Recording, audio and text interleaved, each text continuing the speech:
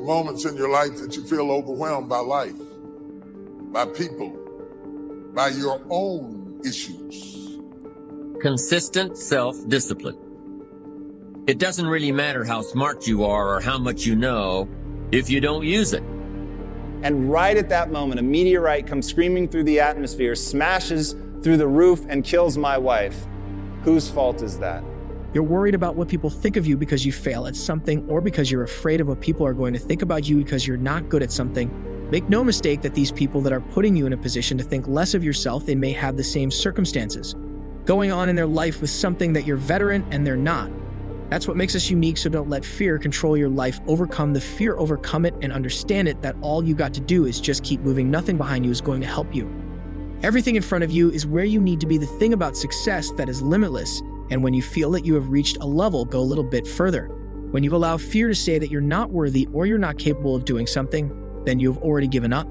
By your own circumstances, by demands, by struggles, and yes, by temptations. It's not long before you feel overwhelmed. What is hiding in you that you have not seen? What strength are you underutilizing that you're letting that weak thing whip you like that? How long will you live without knowing what you've got? If you know who you are, then you know who you are not. All right, The Matrix is just a movie. Maybe we're living in a simulation, maybe we're not. Peter Diamandis will be keynoting on at the end of the conference. Ask him that question. He's an amazing guy. He can talk pretty eloquently about how maybe we really are living in a simulation. But right now, I don't need you to believe that. But right now, I do need you to accept that you have pulled a veil of lies over your own eyes. If you believe that you're limited in some way, that there's something that you can't accomplish, if there's something that you can't do, like if you say, well, man, it's good enough that Quest was able to grow their company from 0 to 500 million in revenue in, it's actually less than 6 years. But you know, that's them, I couldn't do that. That's the Matrix. That's a lie. And it's a disempowering lie. Let me be clear, I love lies. They're amazing. I tell myself lies all the time. You're gonna see one in a minute. But I only tell myself empowering lies. If you know the movie, you wanna take the red pill.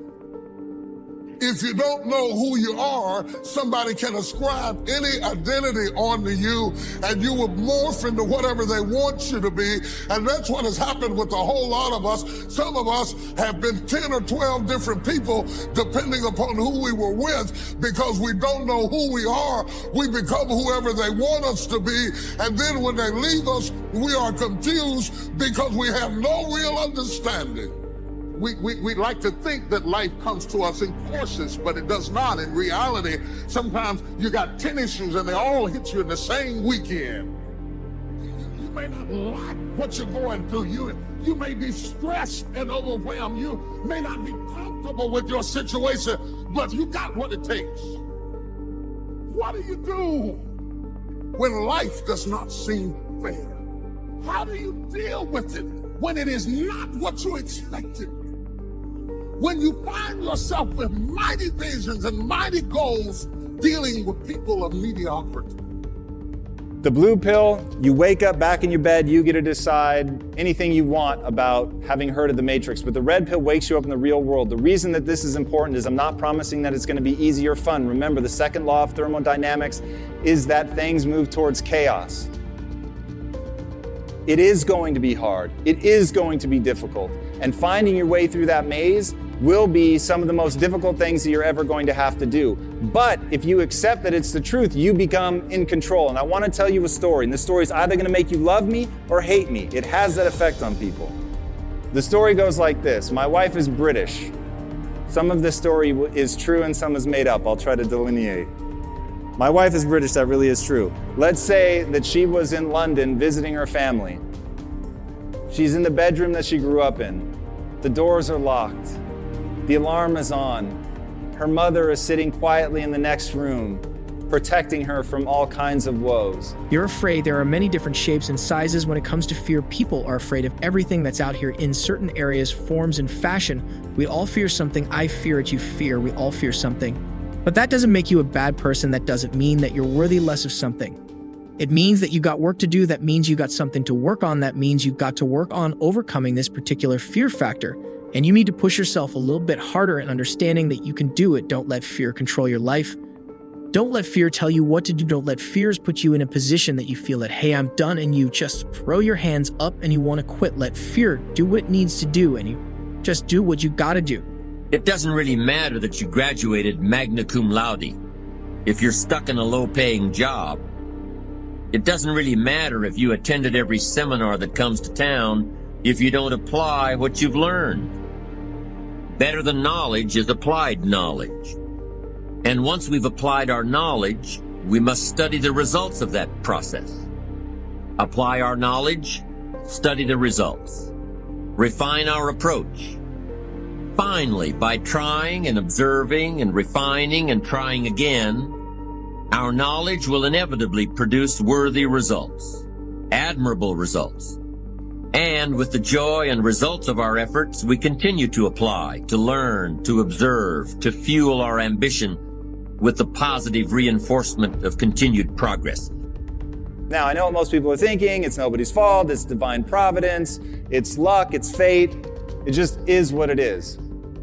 That's not how I live my life. And I invite you all to adopt the following belief system. It's all my fault. Now, I use the word fault because it jabs people in the ribs. It gets people's attention. It makes them angry because they think I'm victim shaming or blaming the victim, and I'm not. I'm saying I refuse to ever be a victim. And if I maintain control, then there's something that I can do about it. Now, I use that example because it seems so absurd, and yet at the same time, I know this is true. There is a group that track what are called near-Earth objects, and they're trying to make sure that if one is ever on a collision course for Earth, that we'd be able to do something about it, whether it's a laser or a planted nuclear explosion, whatever the case may be. Now, I know they exist. I even know where they are. Pretty soon, we'll find that we're swept into a spiral of achievement, a vertical rise to success. And the ecstasy of that total experience makes for a life of triumph over tragedy, dullness, and mediocrity. But for this whole process to work for us, we must first master the art of discipline, self-discipline, consistent self-discipline. Now, when you decide to act, you're going to have some people like that. We're no longer friends.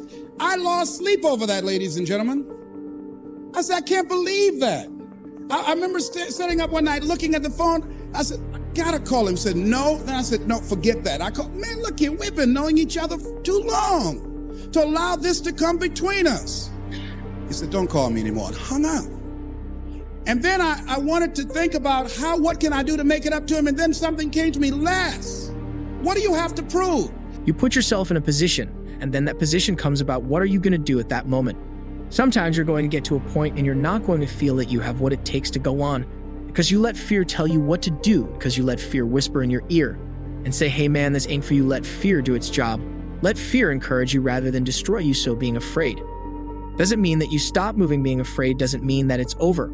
Let the fear build your character and you keep moving forward and conduct your business. I've never called them to give them encouraging words. I've never sent them a dime of my money. I've never sent them ideas. I know they exist. I do nothing about it. So why on earth, if it comes around and that decision bites me in the ass and my wife is killed by a meteorite, would I blame anyone else? I could have done something and I chose not to. Now here's the great news. I think it's a wise choice. I think the odds of that happening to my wife are so slim that it would be a total waste of time. But it shows you the lengths to which I had to take my mentality in order to learn the skills that I needed to learn to get where I wanted to go. And the way that I define an entrepreneur is somebody who encounters an obstacle and gets really pissed because the thought of giving up never occurs to them. And now they know they have to go over, under, through it, around it, whatever, but they're not gonna slow down and they're not gonna stop. Whereas an employee might be a beautiful human being, but when they hit an obstacle, they think, oh, finally I can relax.